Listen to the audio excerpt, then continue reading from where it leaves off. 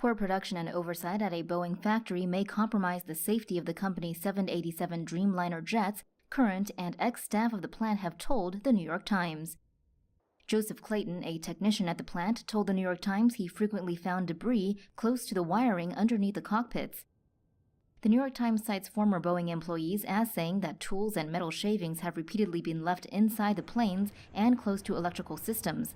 One anonymous source told the paper that test flights have been performed with debris in the plane's engine and tail. John Barnett, a former quality manager with Boeing, said he noticed clusters of metal slivers hanging from wirings that direct flight control in several planes. He added that if the metal pieces were to go through the wires, it would be catastrophic.